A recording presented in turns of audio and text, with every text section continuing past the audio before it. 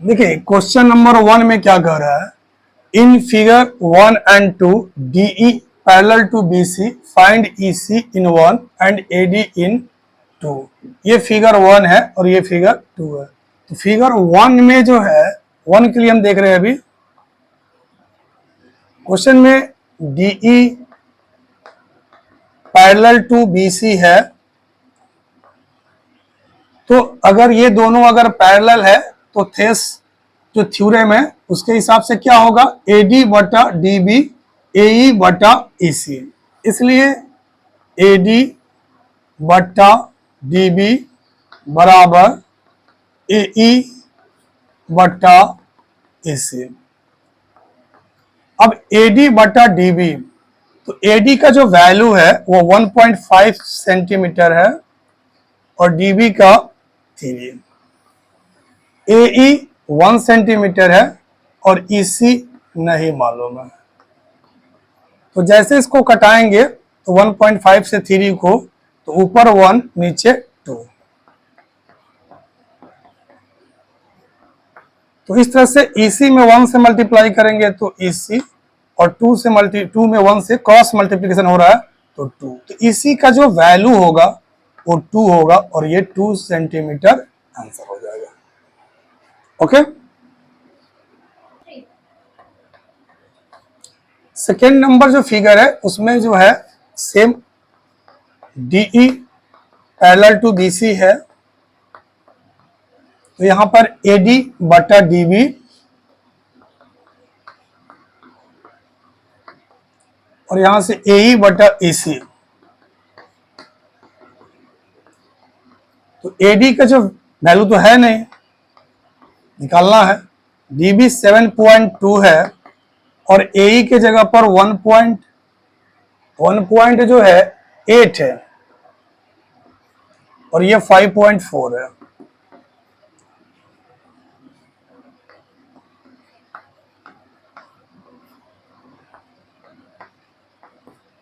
यहां से इसको कटाओगे तो 1/3 आएगा,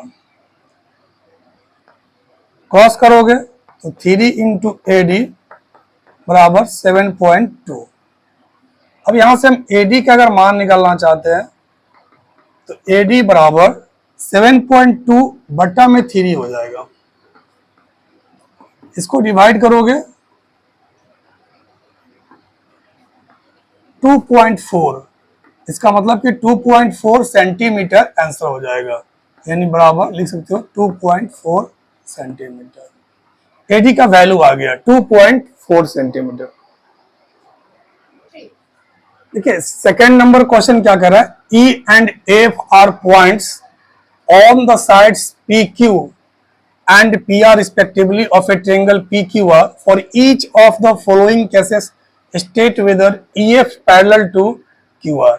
यानी यहाँ जो EF और ये QR दिख रहा है, ये बताना है कि ये दोनों पैरेलल है या नहीं। ठीक है, तो हम लोग पहले से जानते हैं कि अगर ये रेशियो अगर इक्वल है तो पैरेलल होगा, अगर रेशियो इक्वल नहीं है तो पैरेलल नहीं होगा। तो इस क्वेश्चन के लिए हम लोग देख लेते हैं क्या हो रहा है। अभी सामने ही है PE बट्टा EQ, तो PE बट्टा EQ 3.9 और ये EQ जो है 4 है। ठीक है, तो दशमलव को हटा देते हो, दशमलव हट गया तो नीचे 0, तो 39/40 हो जाएगा। फिर वहां से जो है PF बट्टा FR, तो PF 3.6 है और FR 2.4 है, दोनों में डेसिमल है, हट गया तो 36/24। अब इसमें कटाने की कोई जरूरत नहीं है क्योंकि ऑलरेडी ये दिख रहा है कि दोनों आपस में बराबर नहीं है।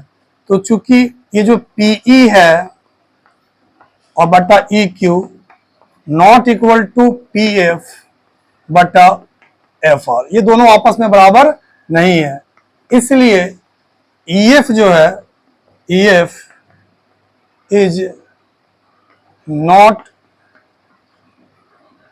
पैरेलल टू QR, यानी EF जो होगा वो QR के पैरेलल नहीं होगा।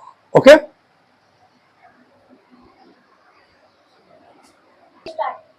सेकेंड नंबर जो क्वेश्चन इसी का है, वहां पर पी 4 सेंटीमीटर है और क्यूई जो है 4.4। अब देखो कहीं पर क्यूई या ई क्यू लिख रहा है तो बात एक ही होता है, जैसे यहीं पर जो है आर एफ लिख दिया या एफ आर, बात एक ही होगा। तो चलिए, तो यहां पर सबसे पहले जो है पीई बटा ई क्यू लिखते हैं हम। तो पीई 4 है और ये ई क्यू जो है वो 4.5 है। दशमलव को ऊपर ले जाते हैं तो 40/45 यानी ये 8 और ये 9, 8/9 यानी 8/9 हो गया। फिर यहां पर जो है पी एफ बटा एफ आर लेकर चल रहे हो, तो पी एफ 8 है और ये जो है 9 है।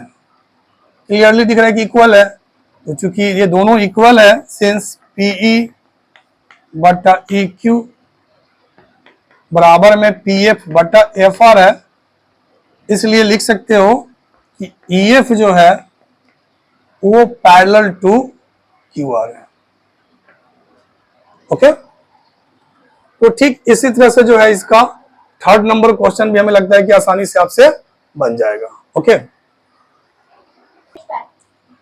देखिए क्वेश्चन नंबर थर्ड क्या है। इन फिगर 6.18 ये फिगर है, if L M parallel to C B, L M parallel to C B and L N parallel to C D, prove that M और ए बी का ratio है, फिर इधर A N और A D का ratio है। तो देखिए अगर हम थेल्स थ्योरम या बेसिक प्रोपोर्शनलिटी जो थ्योरम है उसमें क्या कहता है कि अगर ये इसके पैरेलल है तो ए एम बटा एम बी भी लिख सकते हो, फिर ए एम बटा ए बी लिख सकते हो। जिस तरह से आप इधर लिखोगे उसी तरह से आप इधर भी आपको लिखना पड़ेगा। तो चूंकि यहाँ ए एम बटा ए बी है तो हम ए एम बटा एम बी ना लिखकर ए एम बटा ए बी लिखेंगे और इधर से ए एल बटा ए सी लिखेंगे। तो यहाँ सोल्यूशन में ध्यान से आप देखेंगे, इन ट्रायंगल ए बी सी आपका जो एल एम है पैरेलल टू सी बी है, इसलिए आप यहां लिख सकते हैं बाय बेसिक प्रोपोर्शनलिटी थ्योरम या बाय थेल्स थ्योरम, अच्छा रहेगा, आप यहां लिख लेंगे। तो L M parallel to C B है तो एम बटा ए बी बराबर ए एल बटा ए सी। आप चाहे तो इसके बगल में भी लिख सकते हैं by basic proportionality theorem. Again in triangle A D C आपको क्या दिख रहा है इसमें कि जो क्वेश्चन में अनुसार एल एन जो है वो पैरेलल टू सी डी है। सो इसमें उसी तरह से ए एन बटा ए डी लिखोगे तो ए एन बटा ए डी बराबर ए एल बटा ए सी। बस इतना है कि बगल में जरूर लिख दीजिएगा, अच्छा रहेगा। यहाँ लिखी बता दे रहे हैं बाय बेसिक प्रोपोर्शनलिटी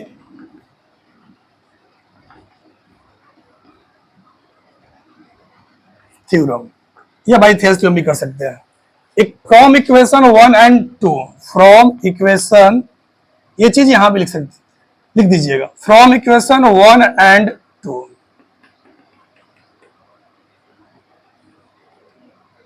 दोनों को राइट साइड इक्वल है तो लेफ्ट साइड भी इक्वल होगा। तो ए एम, सॉरी यहां ए एम है, ए एम बटा ए बी बराबर ए एन बटा ए डी।